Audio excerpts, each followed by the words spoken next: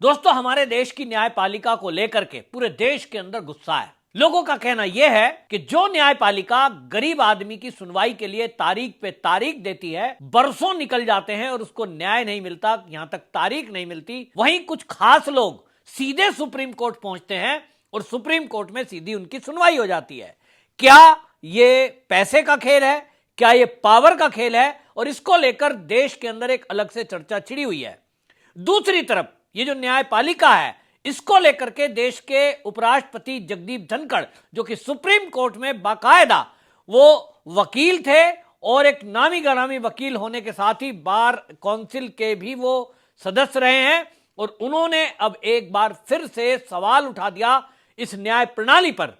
जगदीप धनखड़ जी का कहना है कि जिस तरह से न्यायपालिका अपनी हद में ना रहकर वो कार्यपालिका में दखल अंदाजी कर रही है, संसद से बने हुए कानून की वो केवल समीक्षा कर सकती है सुप्रीम कोर्ट, और वो भी तब जबकि उसके पास खंडपीठ हो, यानी संवैधानिक पीठ बैठी हो।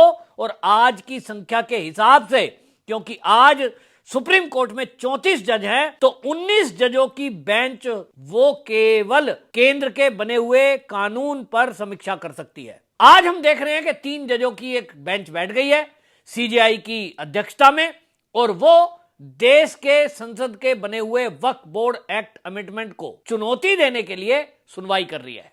यह देश में हास्यास्पद है।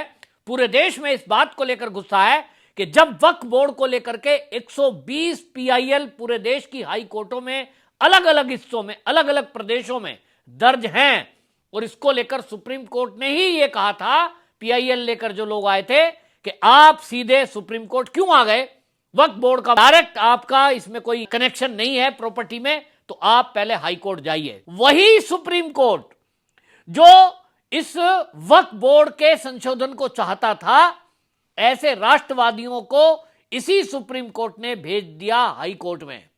और जब आज वक्फ बोर्ड कानून केंद्र का बन गया, तो ऐसे में डायरेक्ट सुनवाई शुरू हो गई, क्योंकि सामने कपिल सिब्बल है, सामने अभिषेक मनु सिंघवी है, सामने कहीं ओवैसी खड़ा है, और उनके जैसे मौलाना खड़े हैं। हद तो यह पार हो गई कि देश के राष्ट्रपति को सुप्रीम कोर्ट ने इस न्याय प्रणाली में उनको निर्देश दे दिया